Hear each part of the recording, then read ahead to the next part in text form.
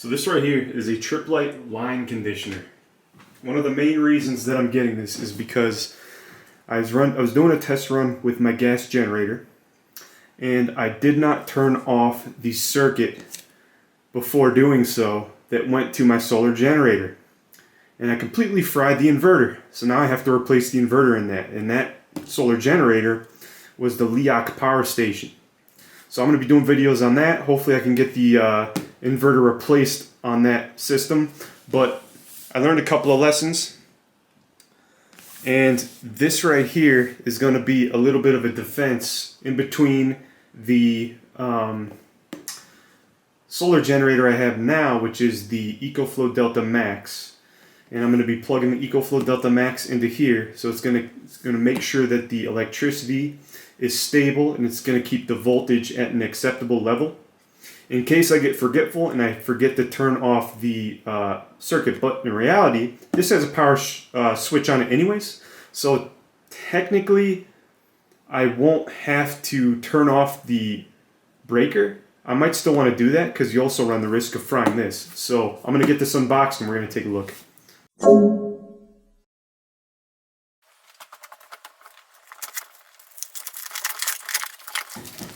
You have the owner's manual on the top. Comes with, looks like a 20 amp plug. I could be wrong. I will put that up on the screen. This thing is heavy. It's about probably half the size of a regular UPS unit. And I'm talking a 1500 VA UPS unit. About half the size, and it probably weighs as much, if not more.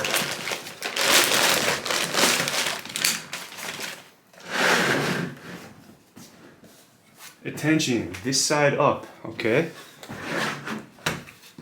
To achieve full rated power, you must install included 20 amp plug. So we have a bunch of indicator lights on the front. Very high, high, normal, low, very low, line fault, and line okay. And on the back, we have 6 outlets. This looks like a reset switch, and we have the power switch right down here. Let's see if I can show you that. There's the, it's like a reset button here, and the on-off switch. And so essentially what I'm going to be doing is I'm going to be plugging this directly into the outlet, and I'm going to be plugging the solar generator into this, and then I'm going to have both my freezer and my refrigerator plugging directly into the solar generator.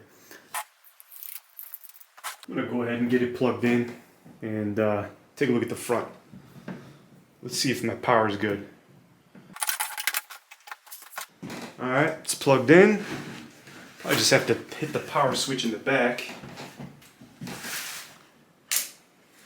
Yep. Line okay.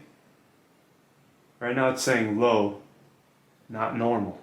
Interestingly enough, I'm actually down in the basement, and this is right to the right here. You'll see the outlet that I was talking about. Right now I got the EcoFlow Delta Max below it, and but I'm not really using the line conditioner yet. I'm kind of just testing things out. And what's interesting is that the voltage says normal, and this is a new electrical run. And I suspect that the older electrical runs in the house, because this house is from like 1967, could be why there's low voltage on that one outlet. Alright, so let's go ahead and take a look at what the front looks like. See this power switch right here? So we have this power switch. Alright, so let's go ahead and take a look at the front. Go ahead and flip the switch on. You'll see that the it makes a clicking noise every single time it switches between the regulation intervals.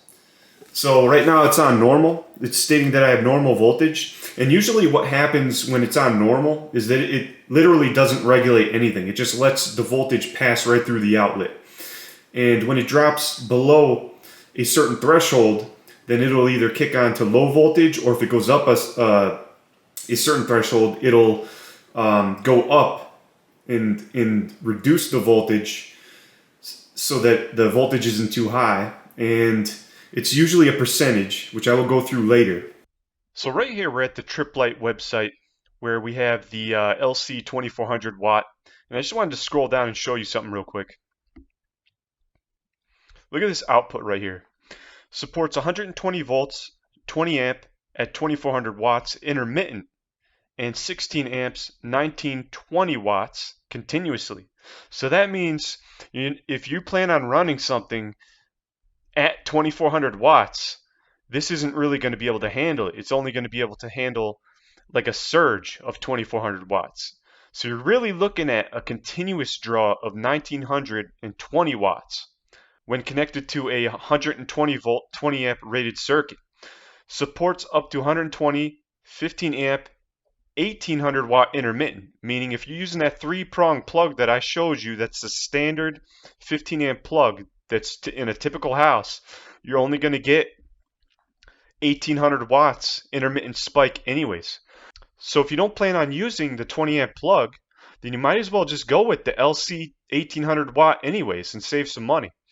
So you're only going to get 1800 watts intermittent and 12 amp 1440 watts continuous when connected to 120 volt 15 amp rated circuit. Another key reason, aside from the 20 amp plug, that this might be overkill is that typically any kind of computer component, whether, like in my case, for example, I do a lot of work on computers. You have the power supply in the computer that provides power to it. And it runs the most efficient when it's about 50 to 60% on under load.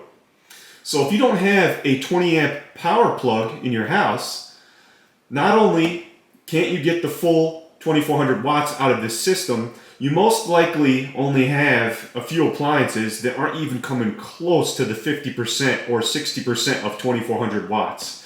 So therefore this unit won't be operating at the best efficiency. I'm sure it'll probably be fine, but this is most likely way overkill for any average scenario.